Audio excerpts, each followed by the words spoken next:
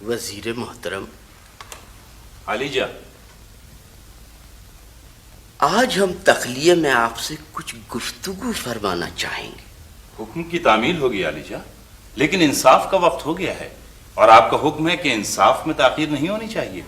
خوب، بہت خوب، تم نے صحیح یاد دلایا۔ حضور کے انصاف پر آج ہی ایک تازہ قصیدہ موزوں ہوا ہے، عرض کیا ہے۔ ہمیں چبلا یار، ایک تو ہم اس درباری شاعر سے بڑے تنگ ہیں ابا حضور، جب دیکھو ایک نیا قصیدہ لکھ کے لے آتا۔ انداز گفتگو میں دربار کے آداب ملحوظ رہے شہزادے۔ وزیر محترم اس بات سے شاکی ہیں کہ آپ دربار کے آداب سے بے بہرا ہیں۔ بہرے نہیں ہیں ہم، مگر کوئی کب تک قصیدے سنے؟ ہمیشہ قصیدوں میں انصاف رہ جاتا ہے۔ انصاف ہوگا، ضرور ہوگا۔ یہ کون بوڑھا پابجولا؟ شاید کوئی غلط فہمی ہوئی علی جا، یہ شہر کے مکتب کے صدر مدرس ہیں۔ رحم فرمائیے علی جا، میں بے گناہ ہوں۔ بے گناہ؟ محل کے زیر سایہ مدرسہ بنوا لیا اور کہتی ہو میں بے گناہ ہوں۔ مدرسہ بہت ضروری تھا ابا حضور، اصل پریشانی کی وجہ تو محل ہے۔ جب کوئی فریادی محل میں انصاف کی گھنٹی بجاتا ہے، بچے مدرسے میں چھٹی کر لیتے ہیں۔ خاموش! اس پر اور کون سی فرد جرم عائد ہے داروغہ شہر؟ علی جا، اس شخص نے طبقہ عمرہ کے ایک بچے کو اپنے مکتب میں داخلہ دینے سے انکار کر دیا تھا۔ اس کی یہ جرت! ہم یہ کیا سن رہے ہیں وزیر تعلیم؟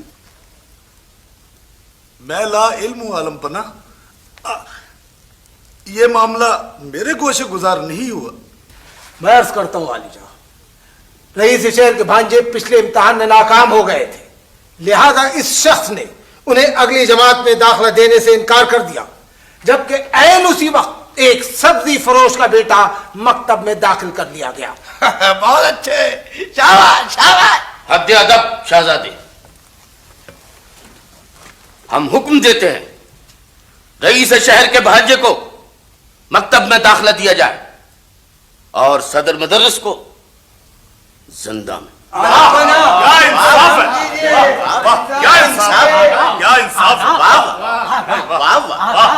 حضور کے انصاف پر جو قصیدہ موضوع ہوا تھا اس کا مطلع عرض کرتا ہوں۔ ابے چپ نہ ہوا تو، رہنے دے اپنا قصیدہ، یا ہو گیا انصاف کا ملیدہ۔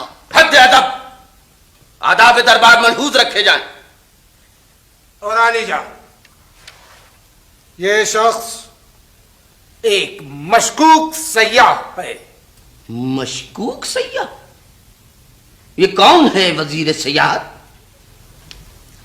یہ مملکت کی حدود میں پروانہ راہداری کے بغیر داخل ہوا تھا عالم پناہ۔ مجھے ناحق پابند کیا گیا ہے علی جا۔ میں مشکوک نہیں ہوں، مورخ ہوں۔ مورخ ہو؟ خوب، گویا تاریخ اپنے آپ کو دہرا رہی ہے۔ علم و فن کی شمع کو پروانہ راہداری کی ضرورت نہیں ہوتی ذل الہی۔ روشنی سے کون کہہ سکتا ہے کہ وہ گھر کی روزن سے باہر نہ جائے؟ کہاں سے آئے ہو تم؟ ملک خدا داد سے، اور اب ملک نیک آباد کا قصد ہے، وہاں کی تاریخ لکھنا چاہتا ہوں میں۔ ملک کے نیک آباد کی تاریخ لکھو گے؟ ہماری تاریخ نہیں لکھو گے؟ جی، تاریخ کے لیے ماضی بھی ضروری ہے علی جا، اور ایک مورخ کے لیے اس کا مستقبل بھی ضروری ہے، چاہے وہ اس کی سانس کا اگلا ہی لمحہ کیوں نہ ہو۔ لیکن علی جا، میں تو وہاں۔ تم ہماری تاریخ لکھو گے۔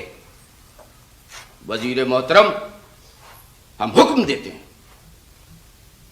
کہ اس مورخ کو شاہی خلعت اور سرکاری قلم عنایت کیا جائے۔ حکم کی تعمیل ہوگی علی جا۔ داروغہ شہر، وزیر محترم، انہیں رہا کر کے گوشہ تاریخ نویسی میں پہنچا دیا جائے۔ جو واہ کیا فیصلہ!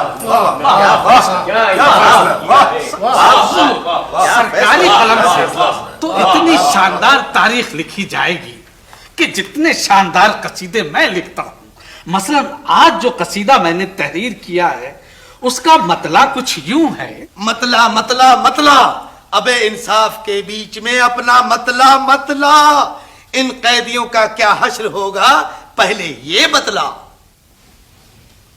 یہ دونوں قیدی کون ہے وزیر محترم؟ علی شاہ یہ دونوں جھگڑا کرتے ہوئے گرفتار کیے گئے ہیں. داروغہ شہر ان کی فرد جرم شہنشاہ کی روبرو پیش کی جائے. شہنشاہ معظم ان میں سے ایک شخص کرایہ دار ہے اور دوسرا مالک مکان. میں کرایہ دار ہوں حضور. کرایہ پابندی کے ساتھ ادا کرتے ہوئے گزشتہ کئی سالوں سے اس کے مکان میں رہ رہا ہوں. آج نیا تندور لگانے کے لیے صحن میں کھدائی کر رہا تھا تو یہ اشرفیوں سے بھرا دیگچہ نکلا. یہ دیگچہ مجھے ملنا چاہیے بندہ پرور. علی جاہ ملاحظہ فرمائیے، صبح سے یہی جھگڑا ہے. یہ شخص کہتا ہے کہ مالک مکان ہے لہذا دیگچہ اس کا ہوا. یہ شخص کہتا ہے کہ کرایہ دار ہے قانونی مکین ہے لہذا دیگچہ اس کا ہوا. اب یہ علی جاہ خود فیصلہ فرمائے کہ دیگچہ کس کا ہوا. انصاف ہوگا، ضرور ہوگا. ہم اس نتیجے پر پہنچے ہیں کہ دیگچہ مالک کے مکان کا ہے، لیکن جو قانونی مکین ہے اس کا حق بھی تسلیم ہونا چاہیے. لہذا شاہی خزانے سے ایسا ہی دیگچہ اشرفیوں سے بھر کر اس کرایہ دار کو بخشا جائے تاکہ یہ بھی اس خوشی سے محروم نہ رہ سکے. علی جاہ شاہی خزانے سے دور ہوں گی محرومیاں اور اوپر سے کہتے ہو کہ امور مملکت میں حصہ لوگے. مگر ہم تو یہ عرض کر رہے تھے علی جاہ. خاموش رہو. ہمارا انصاف کہتا ہے کہ زمین مملکت کی ہے جس سے یہ دفینہ نکلا، اور مملکت ہماری. لہذا اشرفیوں سے بھرا ہوا یہ دیگچہ شاہی خزانے میں جمع کیا جائے. کیا فیصلہ ہے؟ کیا فیصلہ فرمایا؟ اسی مناسبت سے قصیدہ عرض کیا ہے. قصیدہ